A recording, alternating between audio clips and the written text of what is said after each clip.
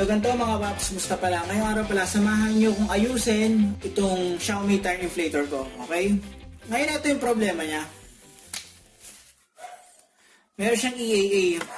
So bago magkaroon to ng EAA, merong problema na to. Ang problema nito, yung mali yung reading niya.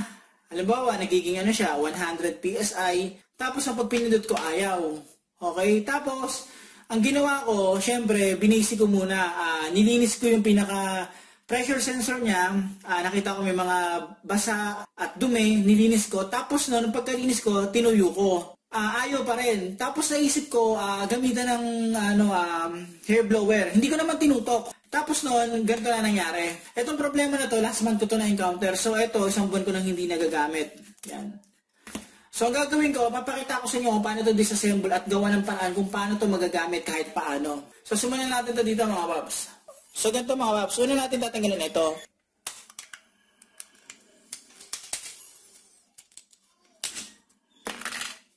Apat yan.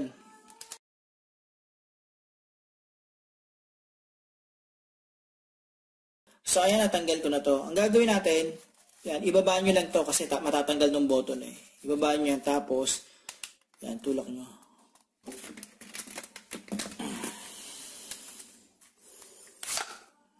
Okay. Tapos, sunod natin, tanggalin ito. Yan. Ito,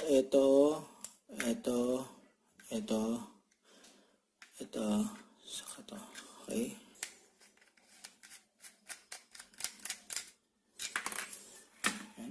So, tatanggalin ko na yung pinaka-back cover niya. Ito pinaka-plastic na to. So, ito yung harap niya. So, papakita ko sa inyo ngayon. Ayan. EAA. Ayan o. EAA.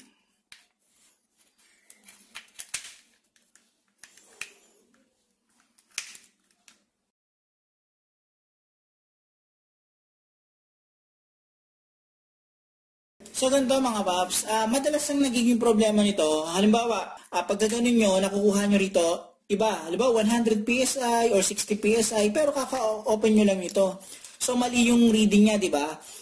Ang nagiging problema na nito, etong sensor nito, nagkakaroon siya ng dumi or moist, tapos ito nagkakaroon din ng dumi rin to, yan. Basic, nililinis yan. Okay, nililinisin, ito lilinisin lang. Alcohol lang mga paps. Ito, kapag tinutukan to ng blower, malaki posibilidad baka masira. Kaya siguro kung gagawin yun, ihayaan nyo lang matuyo or layuan nyo yung blower. Pero kasi mga paps, sa case ito, sa tingin ko hindi na ito ang problema.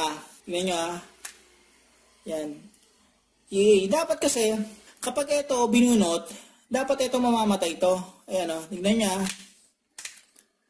EAA yan, di ba? EAA. Pag tinanggal ko to, nahihila naman yan eh. Kaya nyo na lang. Yan. May connector lang sa loob. Nandun pa rin siya. So, ito, ang suspect siya kung sira nito ay nasa board na. Nandito na sa part na to. Ngayon, ganito mga paps, konting information lang regarding dito.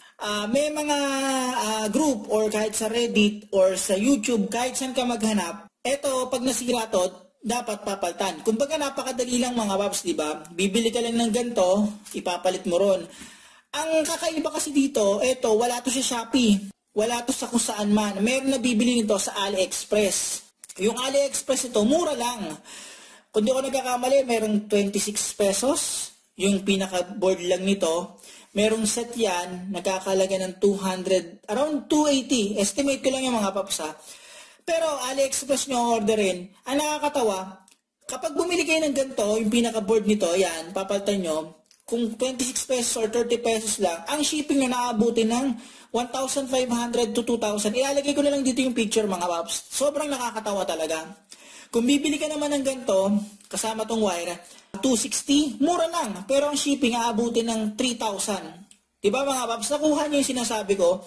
Bibili kayo ng ganito, tapos yung shipping nyo, mas mahal pa kumpara sa isang buong ganito. Ang nakakatawa nito, yung shipping nito, posibleng abutin pa ng isang buwan. Ang shipping na sinasabi ko sa Pilipinas mga paps ha, kaya napakamahal ng piyasang to pag binili nyo sa AliExpress. So ito yung isa, pero hindi ito problema.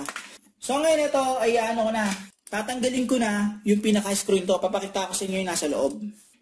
Oo nga pala, kapag gagawin nyo to, ingat kayo. Huwag nyong ilalagay yung kamay nyo rito, ingatan nyo. Kasi ikot yan. Mamaya papaliwanag ko. So, ito na siya. Diba? Yan siya. Kita nyo naman di ba? Yan na yung loob. So, ito mga paps, kasi ito kasi useless na to sa akin Kumbaga, hindi ko na to magamit. Okay? Hindi ko na siya mapakinabangan. Ngayon, gagawa ko ng paraan para magamit ko pa rin to kahit paano. Ito. Tanggalin ko muna to mga paps. Yan. Yan. Okay. So, ganito mga paps. Ito na yung pinaka-board niya. Okay? So, tapos ito yung part ng may battery. Ngayon, ang gagawin ko rito, itatry kong i-bypass dito.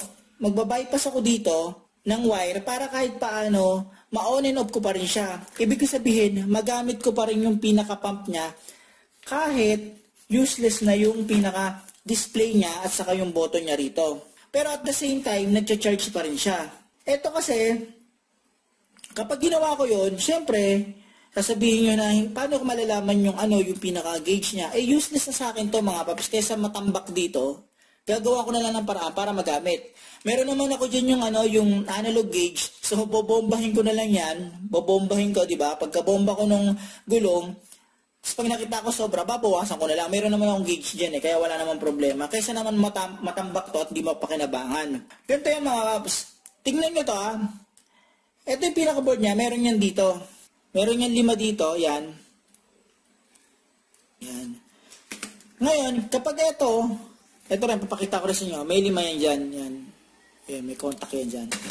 Ngayon ito, kapag ginagano, ingat kayo dito sa kung gagawin nyo to. Ganyan. Kung mapapansin nyo,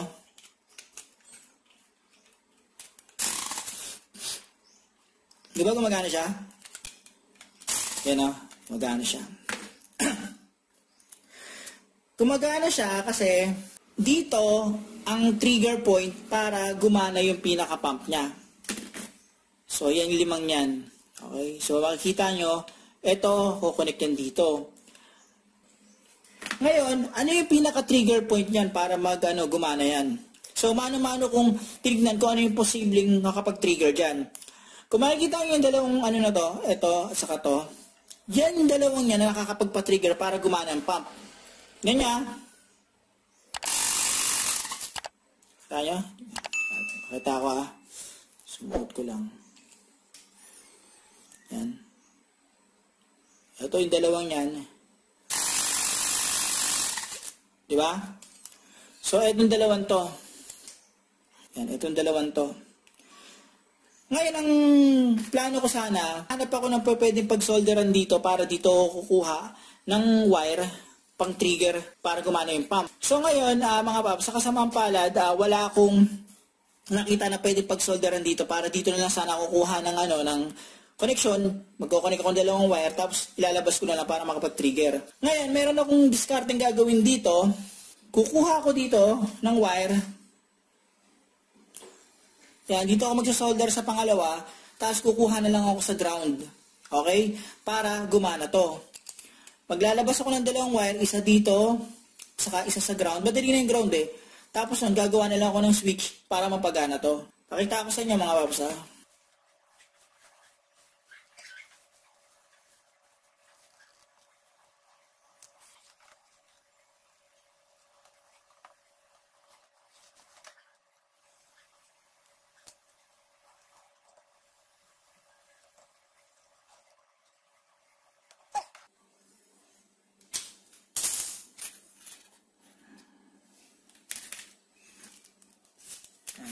Labas ko lang yan dito.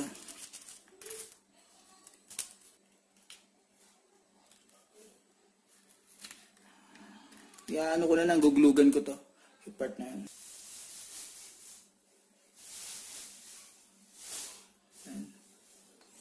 Okay. Tapos dito, yung wire na to, di ba papalusutin ko dito yan? Tinunaw ko yung part na to. Nagtunaw ako para dito dadaan yung wire. Okay? So, ganyan siya. Ito mangyari dyan. Para may pag hinigpitan ko yung, yung PCB, hindi may ipit yung wire. Okay? So, yan yung pinaka-best na magagawa ko Pero, try ko pang ayusin yung best ko.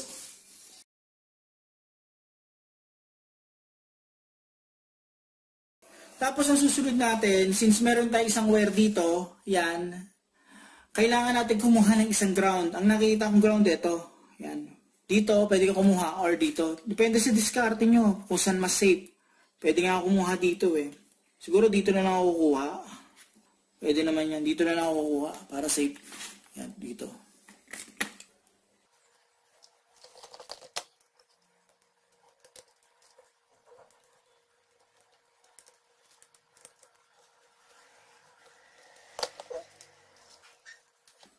Ayusin natin.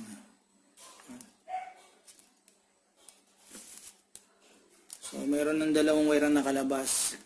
Okay. So, okay na mga babs. Ito. Ayan. Inalabas ko na to. Labas ko na maayos. Yan. Tapos tingnan nyo. Yan. Nakalabas na yan. Ayusin ko na lang mamaya to. Gagawa ko ng switch. Okay na to.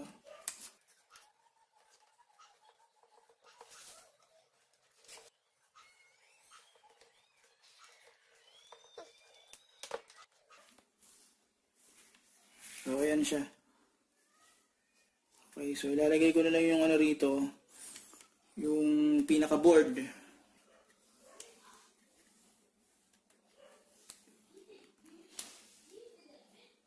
Ayan. So, ayan siya. Nabalik ko na. Tapos, usog ko na lang yung wire dito para hindi siya madali-dali. Hindi siya maipit.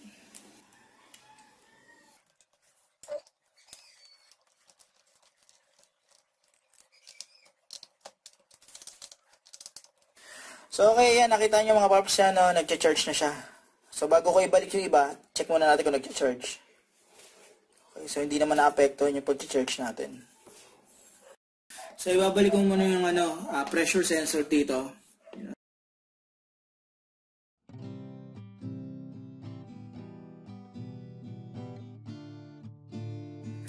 So, tapos ng mga paps, ito, tatry kong gawa ng butas to dito. Yan, dito lang, sa part na to. Nakasan ko lang yan. Para mapadaan ko yung wire.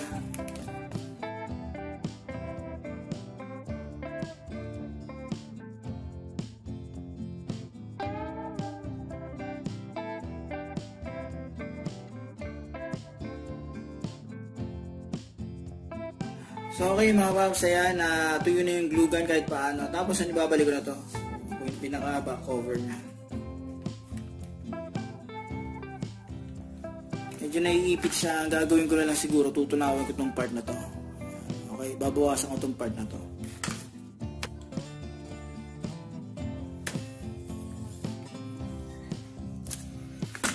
Para na hindi tumama. Yan. Okay na. Hindi na tumatama dito.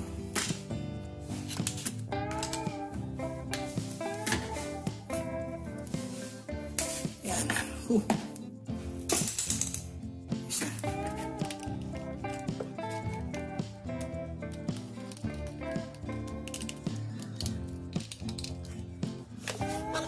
So ngayon ibabalik ko na to.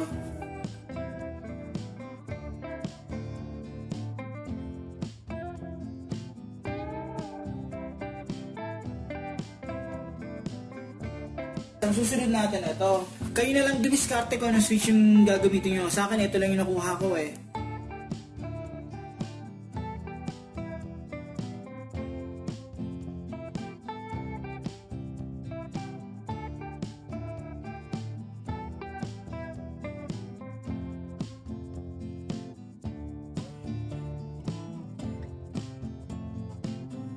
So okay mga paps, ang susunod kong gagawin, lalagyan ko ito ng glue gun. Yan, yung part na to.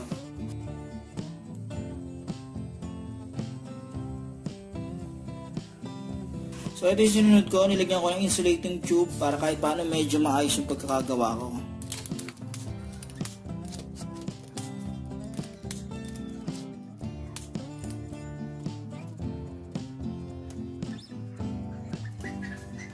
So yan siya mga paps. So okay mga paps, ito na yung finished product ko. So nakita nyo naman yan, di ba? So May EAA yan, pero nagagamit ko na siya. Ito, gumagana pa yung ilaw nito eh. Kita ko, yan, gumagana pa naman kahit paano. Pero ayaw nang gumana ng iba niyan. Yan, wala na. So, ito, kapag ano na, nakakabit, sinubukan ko na to eh, sa motor. Lalagyan nyo syempre yan, tapos pipindutin nyo na lang to.